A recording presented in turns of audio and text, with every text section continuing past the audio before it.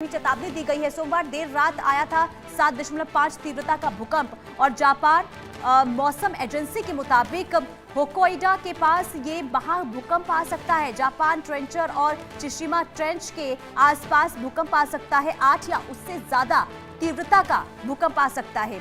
Hokkaido से लेकर Chiba prefecture तक एडवाइजरी जारी कर दी गई है। खाना और पानी जैसे जरूरी सामान के साथ तैयार रहने को भी कहा गया है। अधिकारियों के निकलने के लिए भी रास्ते खोजने की अपील अब कर दी गई है। यानी देखिए, जापान में कल 7.5 तीव्रता का भूकंप आया था और इसके बाद पहले से ही वैज्ञानिकों की तरफ से ये कहा गया कि भूकंप आने की संभावना आगे भी है और ऐसे में अब अलर्ट मोड पर रहने के लिए कहा गया है और महाभूकंप को लेकर चेतावनी जारी कर दी गई है। और इसे आप इस तरीके से समझ सकते हैं कि अब एडवाइजरी जारी कर दी गई है और ये कहा गया है कि खाने पीने की व्यवस्था पहले से कर ली जाए और अधिकारियों के निकलने के लिए जो रास्ते हैं वो पहले से तैयार कर लिए जाए, या फिर कोई भी अगर आपात स्थिति होती है तो तुरंत कैसे इन हालातों से निपटा जाए। और आप सोचिए, 8 से ज्यादा तीव्रता का भूकंप आने का अनुमान जताया गया है और इसलिए होक्काइडो से लेकर चिबा तक अब एडवाइजरी जारी कर दी गई है। और कल हमने देखा था जब 7.5 तीव्रता का भूकंप जापान में आया था,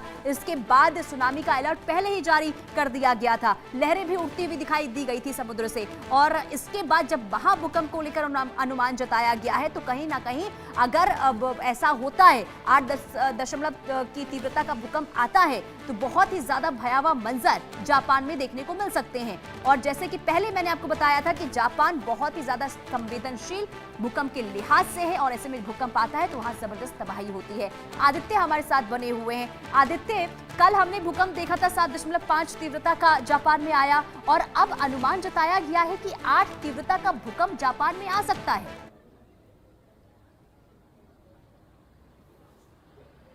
आदित्य, आपकी आवाज हम तक नहीं पहुंच रही है।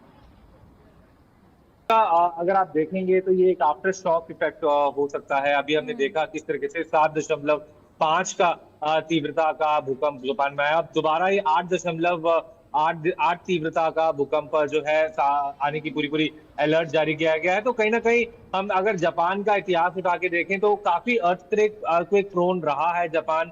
इस वजह से जापान में जितने भी बिल्डिंग्स और स्ट्रक्चर्स बनाए जाते हैं वो अर्थक्वेक प्रूफ बनाए गए हैं। इसके बावजूद भी अब ये जो अलर्ट जारी करा गया है अर्थक्वेक की, नेशनल डिजास्टर जो एजेंसी है जापान में उन्होंने कराया है। तो कहीं ना कहीं अब वहां के लोगों में ऑलरेडी दहशत है क्योंकि वो ऑलरेडी अभी 7.5 मैग्नीट्यूड का रिक्टर स्केल पे वो भूकंप देख चुके हैं और अब इस तरह की चेतावनी आना चिंताजनक बात है जापान के लोगों के लिए।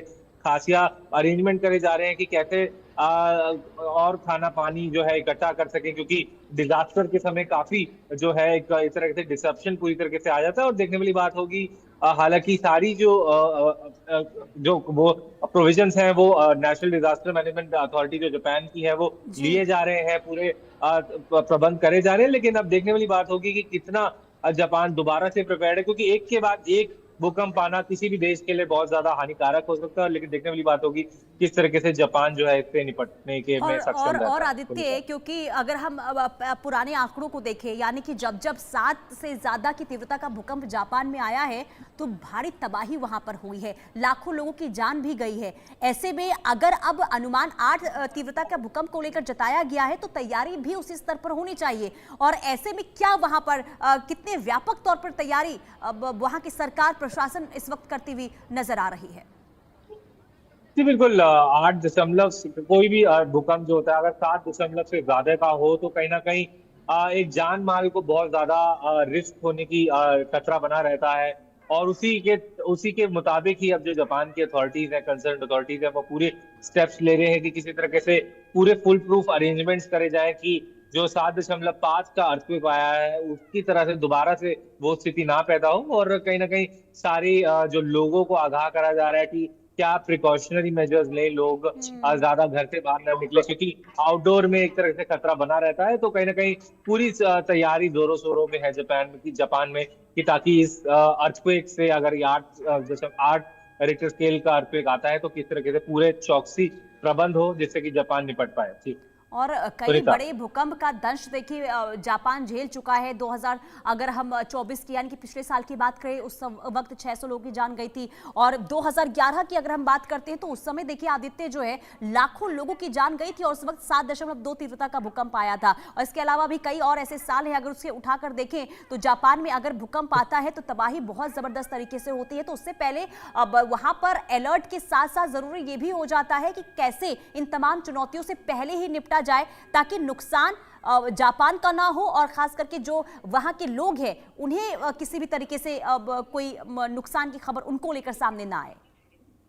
जी बिल्कुल पुनीता, आप बिल्कुल अरेंजमेंट्स और प्रबंध ऐसे होने चाहिए कि लोगों को नुकसान ना हो, जान किसी का ना जाए, घरों किसी के घर ना इस तरह से जाए। तो पूरे जो है प्रबंध आपने बिल्कुल ठीक कहा, जी करा कि प्रबंध इस तरह के होने चाहिए कि चौकसी पूरे प्रबंध होना चाहिए कि कोई भी ऐसी अनटूवर्ड अगर 8 दशमलव रिक्टर स्केल पे अर्थक्वेक आता है तो कहीं ना कहीं जापान में सब सुरक्षित रहें, और वही वहाँ की एजेंसीज द्वारा अभी इस समय कोशिश। बिल्कुल। और भूकंप के लिहाज से अगर हम जापान के अलग क्षेत्रों की यानी कि अन्य क्षेत्रों की बात करते हैं आदित्य, तो कौन कौन से ऐसे क्षेत्र हैं जो सबसे ज्यादा संवेदनशील और खतरनाक है भूकंप के लिहाज से जापान में?